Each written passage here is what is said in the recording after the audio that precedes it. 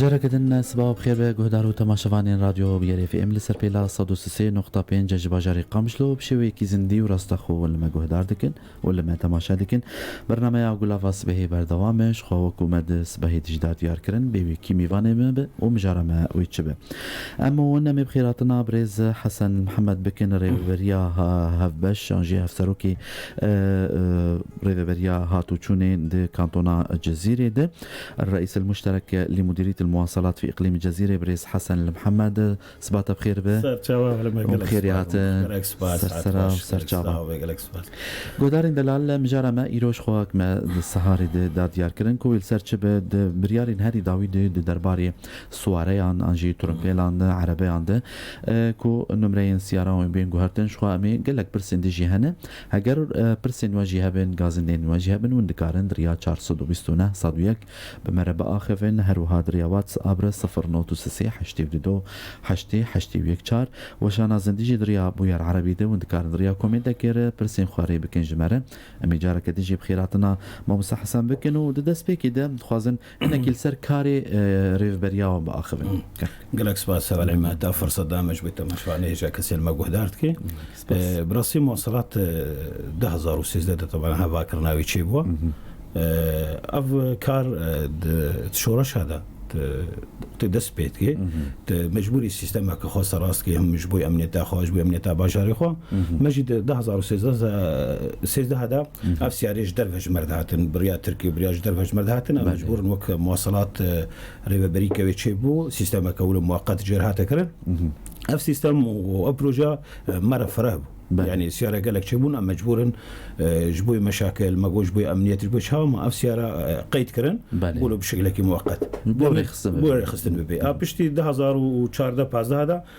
مجبور مثلا كسيج باجار ديد هاتن الشامي هاتن حلب هاتن كوتش برد مود هاتن في باجاري ما مجبور نواجي بري خستن بكن سيستم خدا جبوي أمنية في باجاري جار كدي مرخصتنا مؤقت جوارة شيت كرن ما جوش بوي أرشيفي باجارة جي الجمع شيبن كسي كوتش برد مجبور وكر بري البدي قالك كوتش برجة ما تشيبون مجبور ما سيستم جوارجي سراسكر أفجي قافك دص على مرمشي 2016 طبعا أبركي دم متشوات كر بكي إمكانياتي مواصلات ولا نبون يعني دسبيك بوما جبوي باراسنا كخوش بيت سيستم كخوش سراسكي جبوت أو لهيك الفيولاتي ده شيء هركس كي هسا زيك الجوري مثلا إمكانياتي خوا 2016 ده بروجوكا ما يديشيم مثلا أفج نمري سوري أم بيجنوا أفج حمو مدس بيك يجي جوت مشترى جي جوت يعني حدا فيلم حمو أمنيتا في باجاري أمنيتا أملتي ميا أملتي مثلا بباريزن بتشرنجي جمر في أمجبور وباريز أمنيات قريداي مواصلاتها يان قريداي هزين أصاي شيء مثلا تجاوز زلال بك إنه ونوان سياران قيد كنج بو أمنيتي هذال أمنيت حمو مؤسساتي ما تخون جري بريتي خاص أمجي مؤسسة كنت مني فيري بريدا وإيجو مشكلة بيتر تشيد بي مواصلات شي مواصلات قيد كرنا سيارة يعني أسايسر حاجة تشيد بي سيارة كتي سيارة كيف قريدايا مواصلات ترافيكي مثلا شد سكنيني سيارة كت سكنين يعني أول هيام أو مشاكل مؤثر جريمة حمو بريا سيارة أمجي فا مثلا أم فا مثلا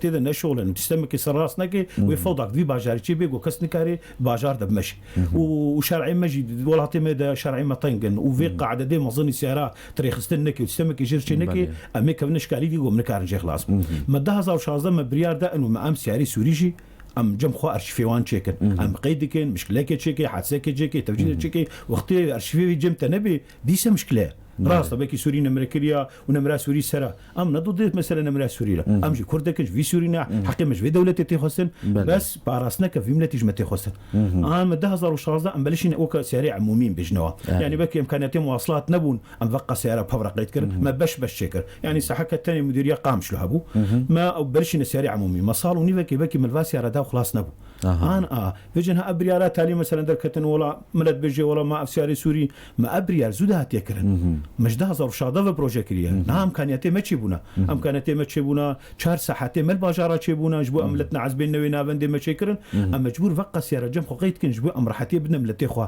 يعني ما نمركر ما ارش فيها جم خو شكر يعني هم بيجن هوال بيجن ولا اراميل فرتشيبو انزا تشيبو هوال بري فتره كي واتفجيرك البرايم السريان بول كنيسه تشيبو ام فا مثلا اختي ام ارش ارشفي واجم خو چی نکن ام قید نکن ام وشوله مگله کی بارکی گرانه بله راست سرکفتنش بو کاری و میگمان ان شاء الله کاری کی سرکفتی شو امی هیدی جنب بین ناوروکا مجاره خو یانکو امش بویم هم الهفرونشتنه گوهرتنا نمرين سياران ينكو شخوا ادخال بون بين نمربون وبقيد كرن ونمره جوار دانين لقلو ين بري كو نمرين وان سوري بن مثلا بيجن شام حسكي چ نمرين كو بري هبن ما بس توجيه چبوج گوهرتنا فان لوحيان تابلوين نمرين سياران من بكين هذه سبيكي دي سرتا سام مواصلات جي مقوت يعني بهتر جمع امنيه تشيا باراس نافي ملتي ما قلت حادثك الشارع كتشبي نمرة سوري سرا وكس نكاري في سياري بسكنه بسرعات تشي ترى مراي ديت وقت ارشفي جوي جاي سياري جمع تشي نبو دي سبو مشكله تشكيت خوازي تجريفريه بيت خوازي اف سياره حادثه تشكيري وريبرين كاري تشكي اشترك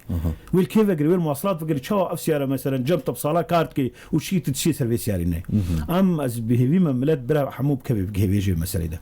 ام برا مثلا هدفي خوي باجاري خوا ملتي خوا هلي خوا ام سر هر كسي يقدر نا امنيتك شمتي في اختي دتي امنيتك شمتي خصن ام خوا باريس يعني بكي تاغو تشكنا شفيره هنا غازنا شفيره هنا مثلا انه افنا مرتين غارتين اتكن في هدف شي شفير جي حموتشي مصلحتك عامين ام مصلحتك عامه ام ارشفي فاس يا رجم خبس سجلين وقت ام ارشيف نسجلين ام ديسا ما شولي خوا وكاغوتي نيفجويكر ما هناك سجلان قيد كرن واسوري مان بي ارشيف وبي مشكله وتشي بي وتشي تفجير تشي بي وتشي بي تنما كاري سيتري سربك وعدد سياره قالك شي بنفع العماد تفهم مساله ارشيف نكي تشي نكي والله بري باركي جرانا ام مجبور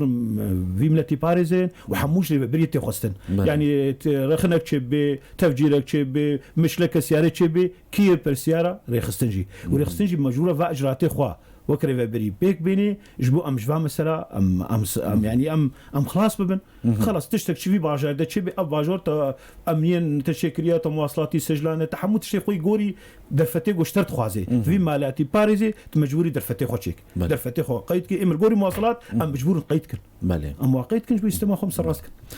اجبوي فيكين ها خدي سيارك ب ولاتيك خدي سياره سيرفيس ب غازني واجار جاران ام سيرفيس اسوارد منو غازني خد بيجنا بهيم كو انا يلمق هدار ديك جبوي كو ام فيري قد بكن لبيشيا جي فابريز حسن محمد شخوا ريفبريا هاتو چونين د كانتون الجزيره ده حاضر 429 صدويك نمرامي تليفون عرضيه واتساب جي كاسينكو بخازن ببرسنجي 09 82 8 ودريا وشان زندجي راغرو بخازن غازنين وهبن كرم بكن حاضر وبرسف جي كار بده وند بيجن از خدي سيرفيسم و يعني برسم نمره من حسكيه يعني سوريه از رسومات خوي سوري جيز ددم وز رسومات خوي ريفبريا خو سرجي بدم الباري ميغران دب وجوان كسان رد بيجن تشه قالوا وند نارينا ود ومباري فان شفيران جران ناكن بفان اشتراكات خوي سنوي كو بدنيه سالانه هبان ما دراسه من دسبيكي دشيغوت وزن هاتي سدبيجم يعني قالك خاصه شفيريفا مثلا فات طبيعي عمومي هي سيرفيس حمر اريكار بله. يعني نهات رسومات الكيس هاي بسكنين واز متاكد بك صديق حشتيجي ونوضجي كسي رسومات خو دولتي ندانا ده صاروا يازدشي ندانا تينا جمع كرتيوا منتهينا بين صاله شو صاله ام بجنوا دكار بان صحيفه كبين بك سياره تفروتيا دبي ما تبري مدي دولتي يعني اوج ما مثلا مرديش اي تمام ام بريت نادنا دولتي وام يقول تكرتا تفر يكون كرتايا تشتين يكون مثلا مشكله كرتايره تشيبوا ام بيجن والله نافيتنا واضحه ختم سرنينا وبيا هبال ما تبري مدي دولتي ام بي تمام ام بريت نادنا دولتي ام نمرك خليخن ام تقيد ام مشكله وقت تيت رسومات اجت سنه تي شوات كي بتبري مدي دولتي وكي ديجي دولتي جناد ام قرك شفيري سيرفيس تيجي خدي مالباتي خدي الي بارسنا فيولاتي شتيجتي خص نجري بريتي خص ريبري تاني نكافيه فيولاتي حمكي باريزي امنيت هر كسي تي خص هر كسكي المالا خو تشتكي جدادي سيارك درك دي سكني بين مركريبه بين مرابه شو مشكله درك قرك اوجي الي امنيتي بير اريكار شفير جا كذا تبويش مصلحتك اخوي شخصي تسافرك بيزيش مراب الامن ديك نمنا ام فيولاتي دنا ام في باشاري قام شلو دنا اف سياره مجده 1000 و 11 و 14 في باجاريتين وتجي وك اعلامي كي تديتي هاتي سيارك هاتي سكناندين جويتش ما نمرا رجافه نا بس مجرد تبريده مثلا تشتكي ملاد بخاسي وبا مثلا اشتدرك از بي ما ملاد جي مرا اريكال قالك بي سيستم قنجه راس هكا رسومات ومرسوماتها يعني نقلك او مبلغي زيدنا مثلا بين سرويج خو يعني تشكيلو زينا بي ما اوج مرا اريكال يعني جو ام باراسنافي مولاتي بك حمزارو كلمه ارامي دبجين كل ام خلاص راح تيك ملاتي ام راح تيتخواس بله باش از بارم تلفونك جيب مرتي جريدان لسر نمره 110 429 صدويك الو روج باش صباح الخير مع مستعمل صباح النور اهلا وسهلا ابو شاكر صباحك يا هلا اهلا وسهلا ابو شاكر ضيفك الكريم الله يخليك يسلمك اهلا ما وسهلا حسن كويس وسمعته كويسه وعمله كويس نحن عم نسمع عنه ما نعرفه بس نسمع عنه شكرا يعطيك العافيه بس بدي اسال في سيارات من عام 1980 و 83 ومنمره دمشق وحسكه وحلب بهالمناطق الثانيه هاي رسوماتها مثل ما رسومات ريو او مرسيدس حديثه 2019 يعني بدنا النظر كونها منمره بجهه الدوله يخلي قيدوا اللي منمرين بجهه الدوله يقيدوا نفس النمره عندهم وياخذوا رسومات شيء بسيطه يعني عرفت واللي مو منمره مثل هذول اللي جو الادخال ينمرون جديده حيث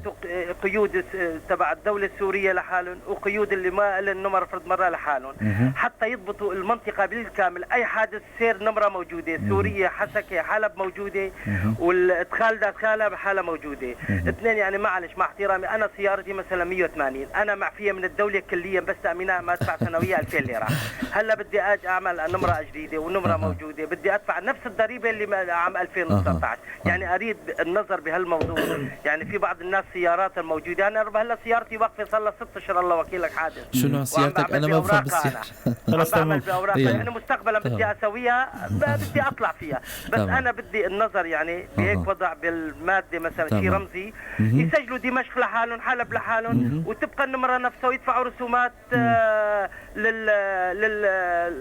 الاداره الذاتيه رسومات خفيفه مو مثل 2019 اللي 1980 يعني انتهى عمرك نفسه عم تيجي قلت له ليش قال لي 30 وهذا 30 قال روح اشتري وحده جديده انا بالزورين اخذت هاي ب 400,000 ليره بالتقسيط على دفعات للوالد عمره كبير هو عرفت مشان يروح يشفيها يقول لي روح اشتري انا لو في معي اشتري وحده جديده بدي اشتري ادخال وانمرها وارتاح من هالشغله كليا تمام وشكرا لك يا اهلا وسهلا شكرا تحياتي لك الكادر الفني الموجودين عندكم كله اقسم بالله بدون اي مجامله ما مطعمات عم يخدموا الناس بكل سهوله وعم يسهلوا المعاملات بكل سهوله اذا في عليه يعطينا العافيه اذا في عليه النقد تفضل هاي يعني ما صدره رحب يعني شكرا كثير لك بله ما مسكان برسوا بريز بافي شاكر شويه نظام سياراوينا بحثات تذكر بهتر اگاهی جمتن كرم تمام قالك سباس جوال ابو شاكر وسباس كان سيرفيتشكاوي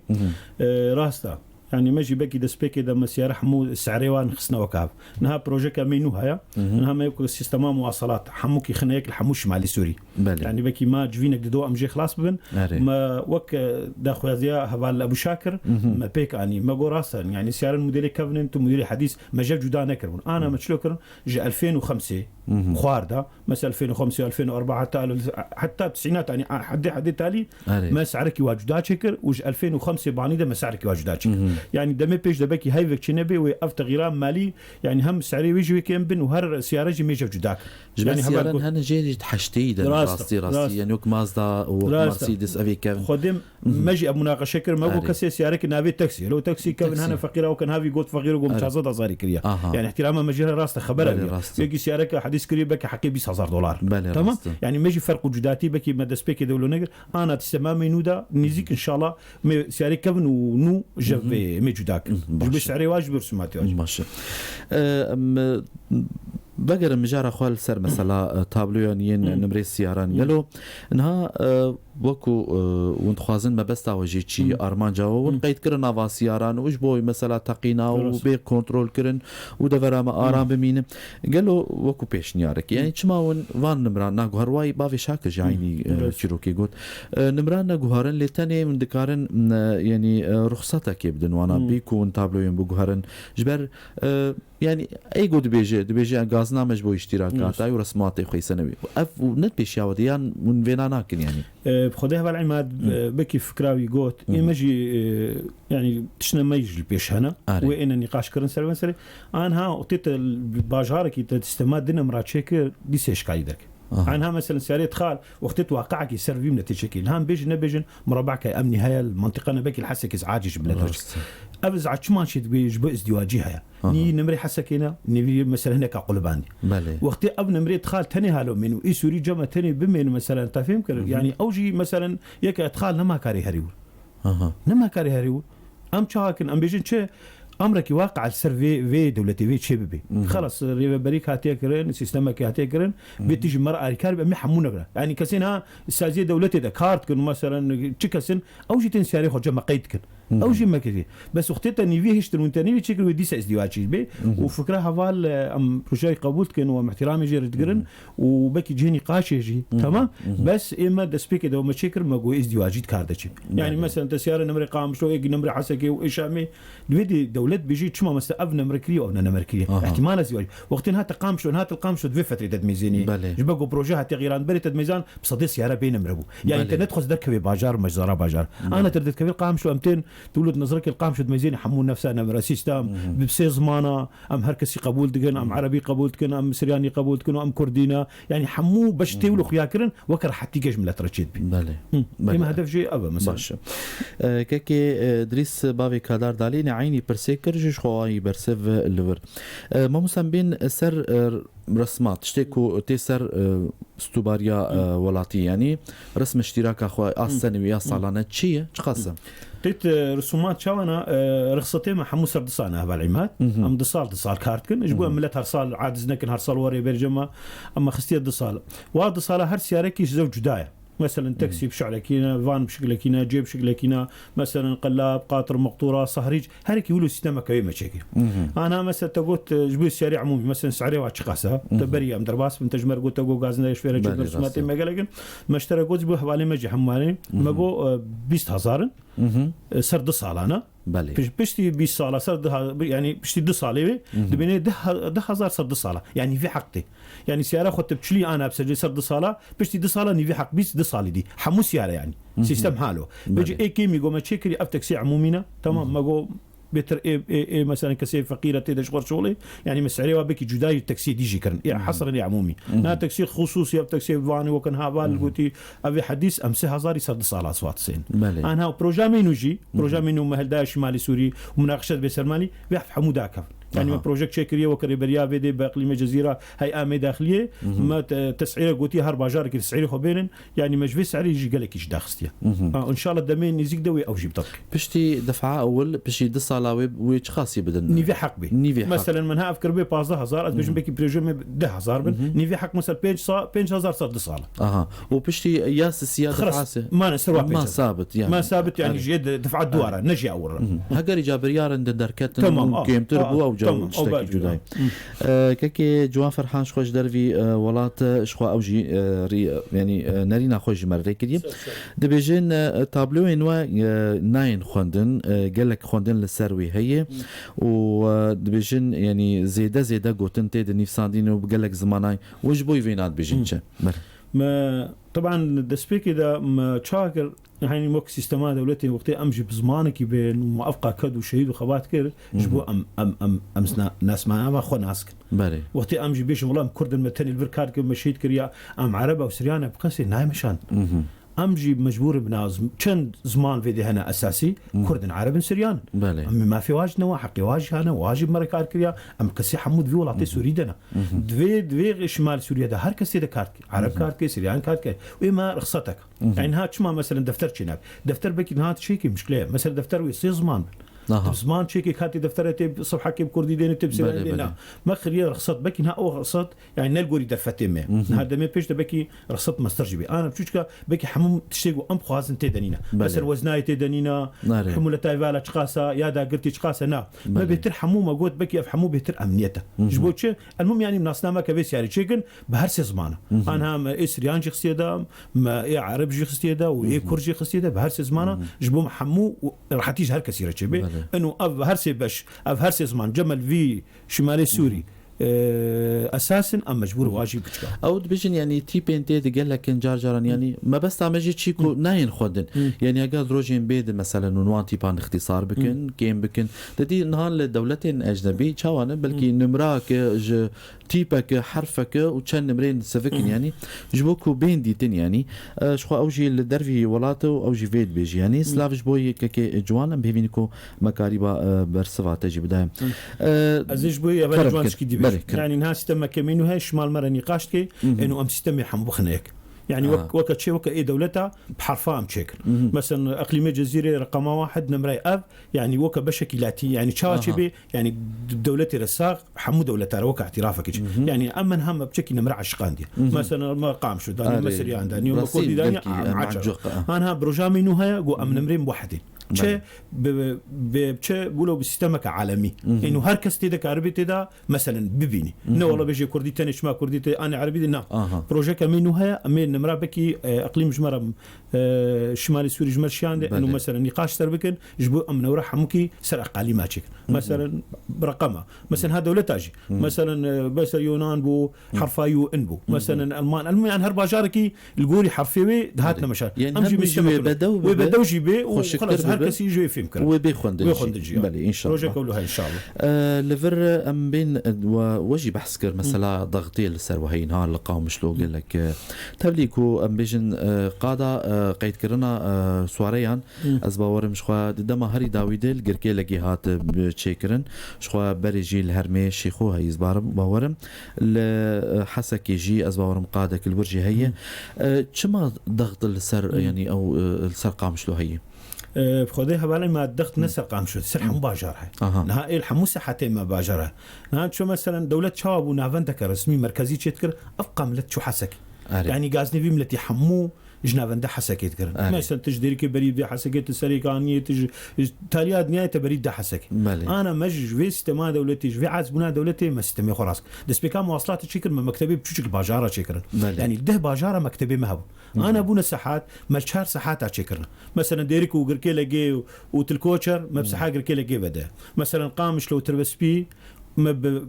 بقامش لو بقرده عمود ودربيسي وسريقة هنيه مثلا بدربيسي ما هرمشي خو بقيده انا وحسكي وشدادي ومنطقي دي حمو بحسكي بقى ما جو بروجاكو ام تمام كنش بو املتنا كن ما سريك هني يعني نيزيك جوا مسح قرتيا ام بيجن دمي بيش دبكي ام تدا بشغلن ام سحك السريك هني تشيك نجبو ملت جوي عذبوني نوي ورا فيدي جبر دوربونجي هي دوربونجي هي وقت بيجي تسيير معاملات شي ضغط هاتي كرن ضغط حمو باجر نلقى مش ثاني الصحاتي محموها اما مشات كنجبو مثلا ملت بكي ام نكار باقا من سياره دروج كده ام دوريج واردين هبل عماد كسي سردانا مبكي ام كاغتي تشي ام جيت خاص مطلوب تاني ام دورايد بيجن مثلا اسبوع اكيد دهر وجدي الغوري مثلا جبو كاس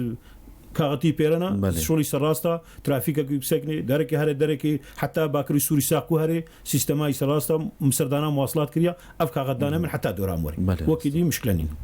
براسي د بري في هاف بي في نيجي د بري دمك د جيون حاضر بون حتاني هاتن الويد جي وكو رابور كي جما تشيكر ما بتشافي خديت يعني بلا مروف براستي باخفه بوجداني خوش باخفه يعني كار وباري ريفبريا مواصلاتا برحتي باش بداويد بو بريف بدو نها هناكي غازنين كوتين يعني ام بيجن ولاتيه وجما في جو غازني خوبك يعني بيجن هناكي زحمتي ام دكشين ودريج دب يعني ريا خوبشش مكتبه قالوا راست يانا راست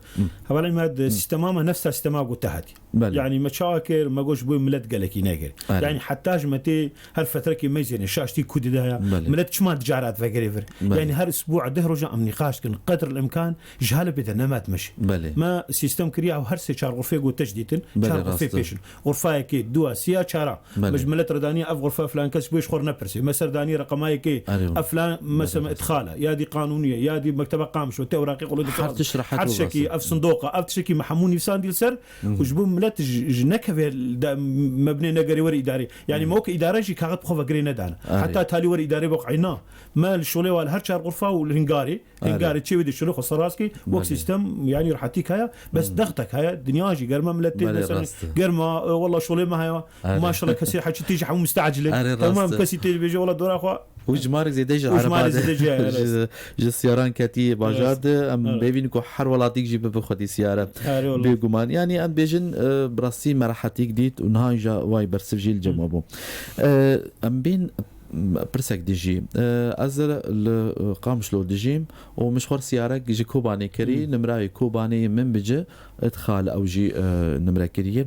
ادباري افي سياري هي وفي عربي هي كا از قالو جاز غهرتناوي وقلباندناوي وادباري بنفرو بين يعني هناك زحمدي شنو هاتني هي روج وقرم متزان يعني قالوا وقت دي جارجران بيجن النظام اتمتي سيستم اتمتيكو مثلا اف ادباري هان بجوهرتن جيد بجوهستن جفيدي مثلا بين شاندن القامشلو جبوي راحت يعني هر افسازي چه بوش بو راحت يا ولاتي افد كاري وي بيشي داي مثلا خديش خو بروجرامي مواصلات يقو بسركبي مواصلات حموش مالي سوري تشبي ابروجي هذا سبيكي دبيكي مثلا عالم بيجي تشاوا تشينامي وراي ما تشاوبون مثلا سيارك انها مره درت كبي به وقت الشبكه نبو مسارك القامش وسجلان ديك فروش هيكي ويوصلاخو نداي شو سيارخ الكوبان سجلان اي كوبان سجلان ويتشي جاك دي قمرك خل من بجدقري تمام اي سيستم مثلا شبكه نبو انا متوازن تشاو سيستم يكن شمال سوري نها قانون اخوي مواصلات وماليه وايفا شبكه تاع مقنقه يك وقتين هالت الفيديو تقيت كر جمل قامش له نما الكوبان تقيت كر شبكه بويك نها بروجامينو افقو ام سراسكن نها مدرخن وتم شبكه خص نوين هاب صدا سياره الجمع دركفين وانه القامش جهتنا سجلاندن والكوباني جهتنا سجلاندن ومن بجهتنا سجلاندن جفره ندوتن مثلا السياره خل رقيت كل وصلك داتا تفروش كوبان توصلها تخسر بريكا تدقوا او سرنا في من ما زيتش ما وصلها خد ميدا نا تيجي في مشكلتي وي بيجي جارك دي شلو خسراسك سياره ما بقري نها شبكه شكل يقوا سياره شو من بسجلانديا تنو بيجي خدي قري كاو خدي كيبل بري القامش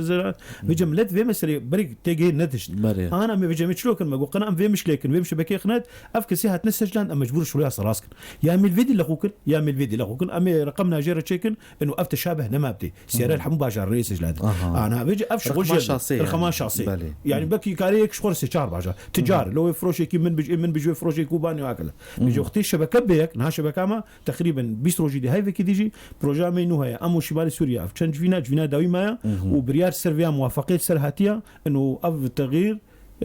ضبارة شبابي وبروجرامي أساسي أفصالك جيم سركاركن بس شبوي في شبكة ما نكارب سركار حتى الشبكة إنه وحدي نعمشي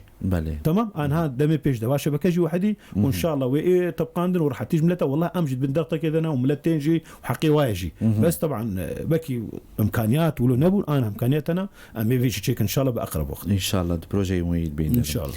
هنجازن هن مسلاكو ين فحص سياراتك نقلوا خدي خبرة يعني خدي في كارينة يانا وده بقى العماد ام بيجن والله برد مواصلات الشغلين ونجنا فحصينا ام تشتكي برصيد بيجن تشتكي واقعك ام بيجن امرك كي سكرا مدى بكي هركس كي جي خد بكي افكار نكر بيجي بس تش كاري عملي ده تش انسان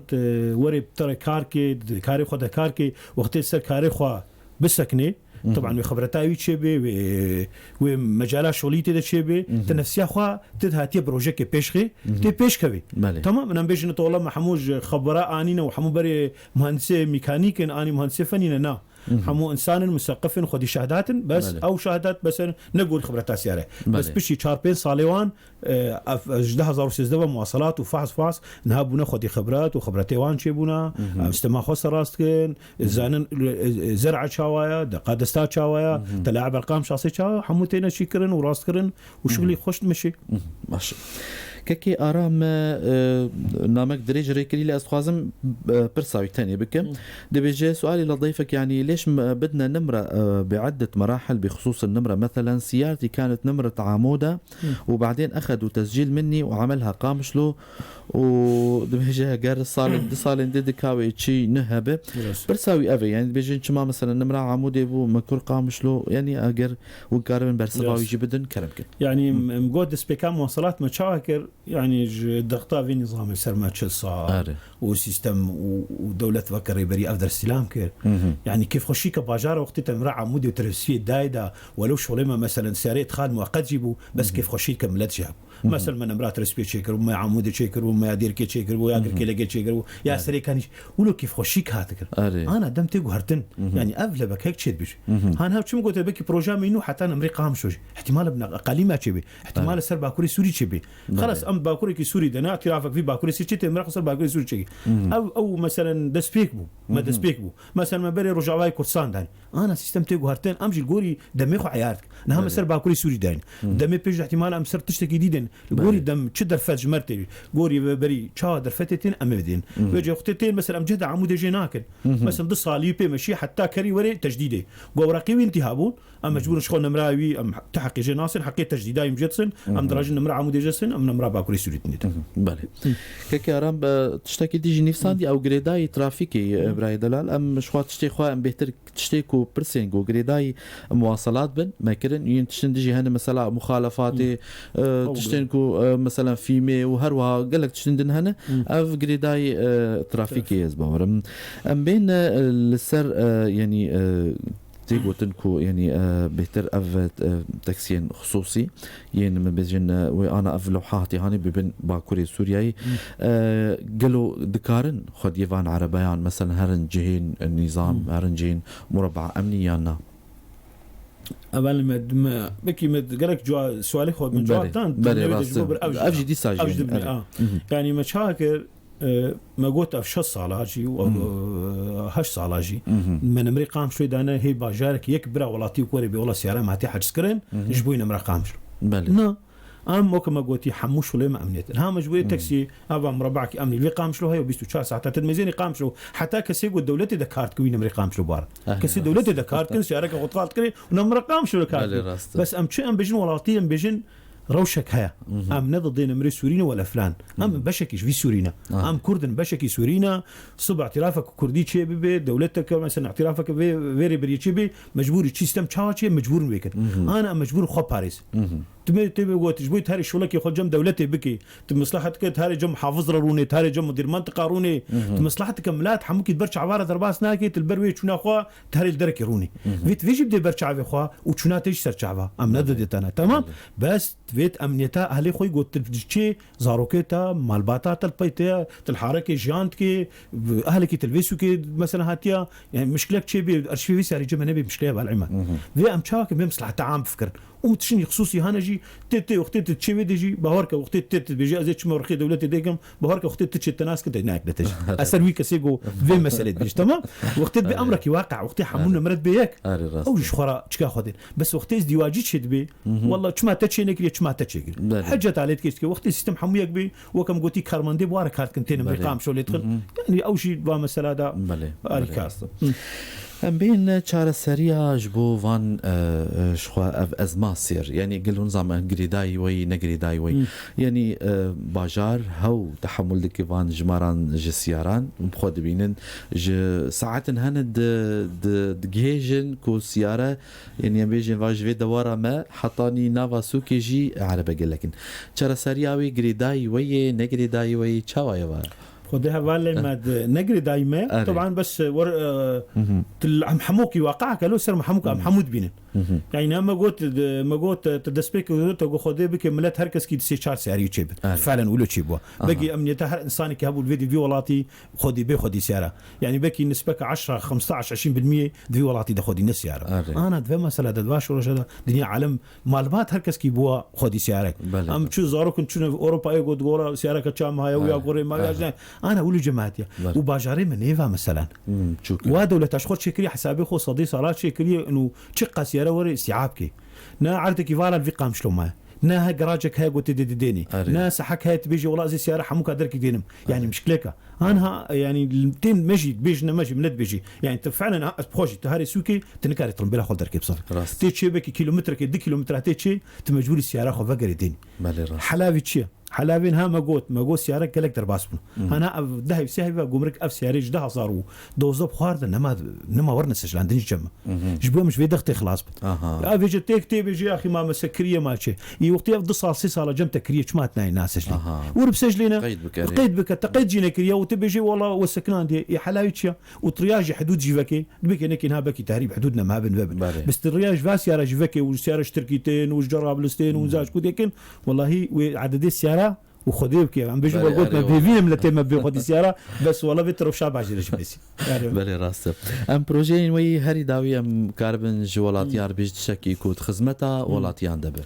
ام بيجنا ملتي خو ساق ام جد خدمتها في ملتي خدنا قدر الامكان وقدر استطاعتي خو تشجمتي خوستن ام مكري ببريا مواصلات تشي غازني ملتك يج موظفك يج ادارك هبه براور كلامك دلما فكريا وتشرخني ويسر تشي جهابن ام فكرينا از بي ملت جمره اري كاربي جوي مثلا امنيه يجبو ام حمو بكن ولاتك آرام ريب بريك خو آرامي آباك محمود تدا جان كن زارو كما مستقبل زارك خدها أم تدا شيكن بهم هركس كي مصلحتك خوي شخصي دينا طرفك ومصلحة عام دينا سر يا هركسي أفياك وبروجرام يا ديجي قوم جماعة ريفيجن أم بيفينا بكي أم نيزيك سحك سريك هني جبكن أم جملتي سريك هني براسي رياوات ورا يعقون هاي قدام ما أبو راسين وتلتمر ودربيسي يعني أم منطقة الودي سحك ودي تشبي أم لتجي راحتكن يعني أم جبت في عانزل وأفصالك أم تقرن أم جهك سريكاني أم سحكي كسمر أريكار نابي وأم جهك بينن السببين ذكرناي أبا أنا بانها معاقتك تشكريا ما سحكش زراعة اسطندية دم بيش ده أم إن شاء الله سر ملتي سريكاني جمسوس نوا إن شاء الله ما يشكن ومسركفتني جورت خوازن وساعد تاج خوازن قال لك إسباس جبو بريز حسن محمد داري برياهاتو تشوني ده كانتونا جزيرة ده جبو فان أجاهيان لسر كاروباري وتشتين هاري داوي سباسيا وديكن وان بدقرن قلافاس بهي بمربن قهداريما. قالك سباس